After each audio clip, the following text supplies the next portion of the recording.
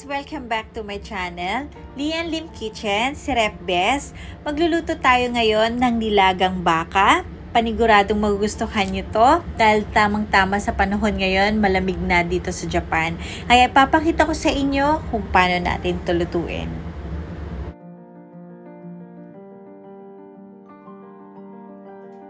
$700 grams oxtail.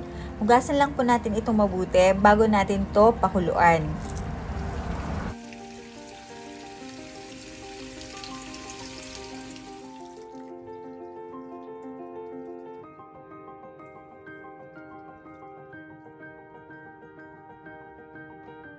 Lagay po natin ito sa kaserola.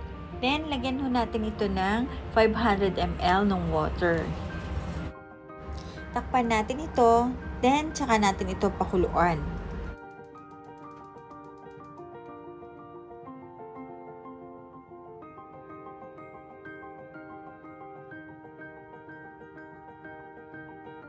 Check na natin kapag kumukulo na to. Tapon natin yung pinagpakuluan nito. Tsaka natin to hugasan. Itong procedure na to, ginagawa ito kahit sa mga restaurant dito sa Japan para hindi malansa yung karne o yung sabaw nito. Kaya pag higop mo, masarap at malinamnam dahil malinis na malinis bago ito papakuluan. Then, tsaka natin ito lagay sa pressure cooker. Lagyan natin ng tubig. And add half teaspoon ng black pepper. And add 1 teaspoon ng salt.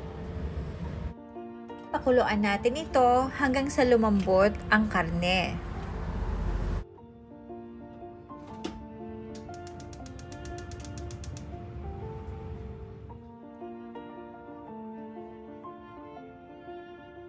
Papakita ko sa inyo yung mga spices na mga ginagamit ko sa aking mga recipe.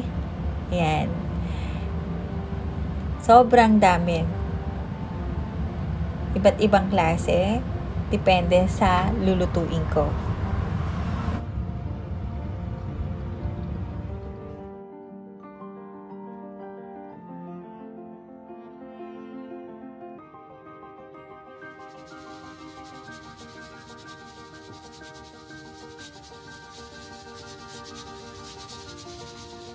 After 1 hour, ayan, malambot na yung ating karne.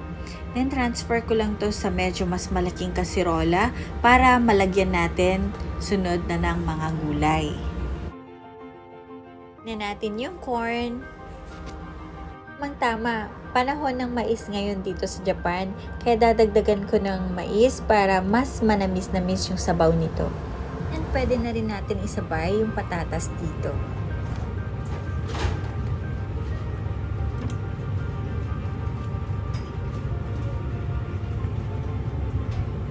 Tsaka natin ito takpan. Balikan natin to after 3 minutes. After 3 minutes, na-check na natin ito. Then, pwede na natin dito ilagay yung sibuyas. Lagay na rin natin yung string beans or baggy beans.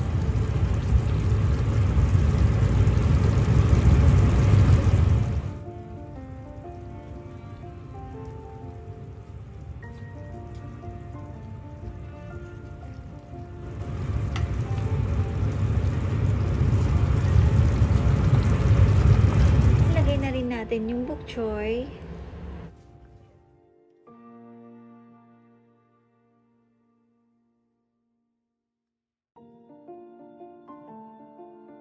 Takpan ito, balikan natin after 2 to 3 minutes. Yan, check na natin. Wow! Ang sarap at ang bango. Sarap maghigop ng sabaw, tamang-tama sa malamig na panahon.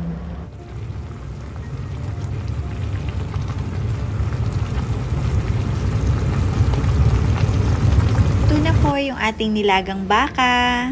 Paniniguradong magustuhan nyo to. Salamat sa laging panonood at suporta ninyo. Thank you for watching. Please like and share and subscribe na rin po for more videos. Bye!